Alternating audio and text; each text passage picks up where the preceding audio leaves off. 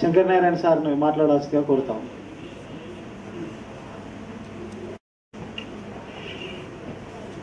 కార్యక్రమ నిర్వాహకులు శ్రవణ్ గారు, కాకతీయ యూనివర్సిటీలో చాలా రోజుల తర్వాత ఒక ఆలోచనను రేకెత్తించేటువంటి సమావేశాన్ని నిర్వహిస్తున్నందుకు ముందుగా విద్యార్థి సంఘాలను నేను అభినందిస్తున్నాను. ఇంకొక అభినందన కూడా ఉన్నది.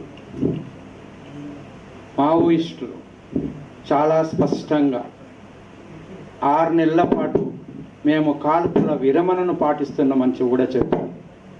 ఈ సోయిలేని పాలకులు ఎక్కడ పడితే అక్కడ పిట్టలను కాల్చినట్టు కాల్స్తున్నటువంటి తీరును మనం చూస్తున్నాం. చాలా హృదయ విదారకంగా ఉన్నది.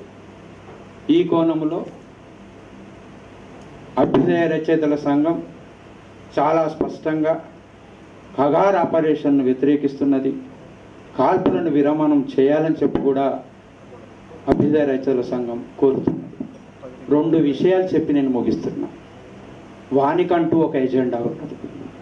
ఆ ఎజెండా నూతన పార్లమెంటు భవనం ఓపెన్ అయిన రోజు అంటే 28/5/2023న నూతన పార్లమెంట్ ఓపెన్ అయినప్పుడు భారత రాజ్యాంగ పీఠిక ఇది కాదు ఇదే అని చెప్పి లోకసభ సభ్యులకు రాజ్యసభ సభ్యులకు వాళ్ళు పంచారు. ఏం రాసిందయా అన్న? నిజానికి విద్యార్థులుగా మీరు ఒక్కసారి, మీకు చాలామందికి తెలిసి ఉండొచ్చు, రాజ్యాంగ పీఠికను చూడండి. రాజ్యాంగ పీఠిక 5 లక్ష్యాలను ప్రకటించింది. ఇవి మీకు తెలిసిన విషయాలు కావచ్చు, తెలిసిన విషయాలైనా మనం మాట్లాడుకోవాల్సిందే. ఏమిటి 5 లక్ష్యాలు? 4 సూత్రాలు. 5 లక్ష్యాలు SSSDR అంటే సావరిన్, అంటే సోషలిస్ట్, అంటే సెక్యులర్, అంటే డెమోక్రటిక్, అంటే రిపబ్లిక్. అయ్యా, ఆ రోజు బాబు రాజేంద్ర ప్రసాద్కు భారత రాజ్యాంగాన్ని అప్పచెప్పేటప్పుడు సెక్యులర్ పదము లేదు, సోషలిస్టు పదము లేదు, ఇవెందుకు అని చెప్పాడు వాడు. దీని మీద పెద్ద చర్చ జరిగింది. బీజేపీ ఎంపీ సుబ్రహ్మణ్య స్వామి కూడా సుప్రీంకోర్టులో కూడా కేసు వేశాడు. అది వీగిపోయింది. ఎందుకంటే ఇవన్నీ కూడా భారత రాజ్యాంగంలో అంతర్భాగంగా ఉన్నాయి మిత్రులారా. ఇది విద్యార్థులు తెలుసుకోవాలి. స్వేచ్ఛ, సమానత్వము, న్యాయము అనేటువంటి గొప్పనైన సూత్రాలు కూడా అందులో దాగి ఉన్నాయి. వీటి గురించి మనం తెలుసుకోవాలి. ఆర్టికల్ 19 ఇంతకుముందు వెంగళ రెడ్డి ప్రారంభంలోనే చెప్పాడు. ఆర్టికల్ 19 చాలా స్పష్టంగా ఒక భావ ప్రకటన హక్కును చెప్పింది. స్వేచ్ఛగా నా యొక్క భావాన్ని ప్రకటించవచ్చు. కానీ స్వేచ్ఛగా భావాన్ని ప్రకటించవచ్చేటువంటి ఒక హక్కు ఉన్నా మొన్న PDSU మిత్రులు మీటింగ్ పెడితే పర్మిషన్ ఇవ్వలే. ఒక స్వయం ప్రతిపత్తి కలిగినటువంటి సంస్థ ఇది. అంటే దేశంలో మన దగ్గర తుపాకులు లేవు, ఏమి లేవు, బాంబులు లేవు, మాట్లాడుకుంటామా అంటే కూడా లేదా? కనీసం ఈ స్వేచ్ఛ లేదా? ఈరోజు దేశమంతా కూడా మరి ఖగార్ ఆపరేషన్ను నిలిపివేయాలని చెప్పి అన్ని ప్రజాస్వామిక సంఘాలు కోరుతున్నాయి. మీకు ఎప్పుడు వస్తుంది సోయి? అందుకల్లా వానికంటూ ఒక ఎజెండా ఉన్నది.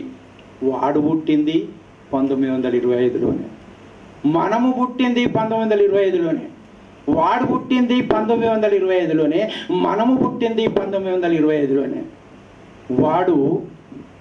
వాడి పునాదుల్ని కార్పొరేట్ వ్యవస్థలు, మీడియా, మనోవాద, మతోన్మాద, బ్రాహ్మణీయ భావజాలాన్ని వాడు పటిష్టపరుస్తున్నాడు.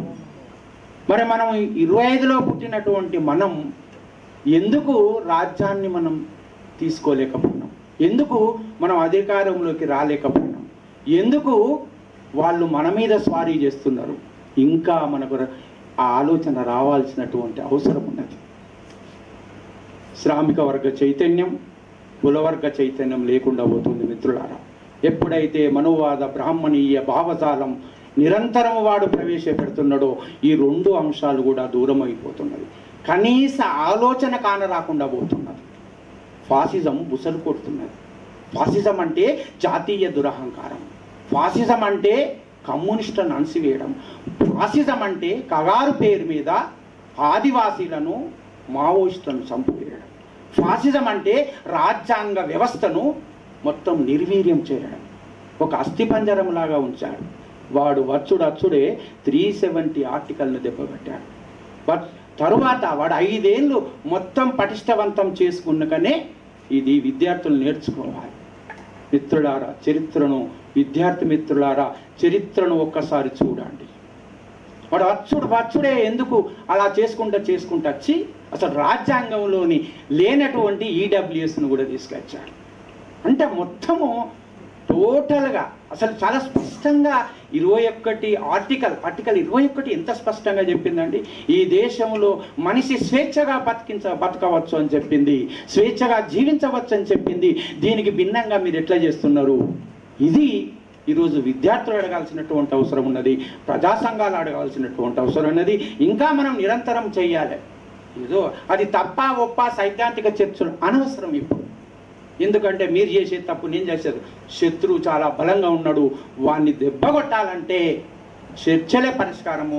శాంతి చర్చలకు నువ్వు వస్తావా రావా అని చెప్పి ఈరోజు అన్ని సంఘాలను, అన్ని ప్రజా సంఘాలను, ప్రజా సమూహాలను మనం కూడగట్టాల్సినటువంటి అవసరం ఉన్నది. మరోవైపు వేటగాడు వేటాడినట్లుగా ఆపరేషన్ కగారు పేరుతో మానవ హరణం జరుగుతున్నది. ఆదివాసీలను అన్యాయంగా అంతం చేస్తున్నారు. కనీస రక్షణ, భారత రాజ్యాంగం పెద్ద సూపర్ అని చెప్తలేము, కానీ కనీస రక్షణగా ఉన్న భారత రాజ్యాంగాన్ని వాడు అస్థిరపరుస్తున్నాడు. ఇప్పుడు వాడి పునాదుల్ని కూకటి వేళ్లతో పెకిలించాలంటే నీది తప్ప నాది తప్ప అనే సైద్ధాంతిక చర్చలు పక్కన పెట్టండి. కమ్యూనిస్టులంతా ఐక్యం కండి.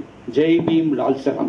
Thank you very much. లేకపోతే జర్మన్ ఫాస్టర్, 2వ ప్రపంచ యుద్ధ కాలంలో జర్మన్ ఫాస్టర్ అనేక సార్లు చెప్పాను, ఒక కవిత చెప్పాడు. ఆయన పాస్టర్, చర్చిలో పాస్టర్. మొదట వాళ్ళు కమ్యూనిస్టుల మీద పడ్డారు, తరువాత వాళ్ళు సోషలిస్టుల మీద పడ్డారు, అయినా నేను నోరిప్పలేదు. తరువాత వాళ్ళు యూదుల మీద పడ్డారు, అయినా నేను నోరిప్పలేదు, ఎందుకంటే నేను యూదును కాను కనుక. తరువాత వాళ్ళు ట్రేడ్ యూనియన్ నాయకుల మీద పడ్డారు, అయినా నేను మాట్లాడలేదు, ఎందుకంటే నేను ట్రేడ్ యూనియన్ కాదు కనుక. చివరికి వాళ్ళు నా మీదనే పడ్డారు, అప్పుడు ఎవడు లేడు. ఇది భారతదేశంలో జరగబోతుంది మిత్రులారా. Thank you.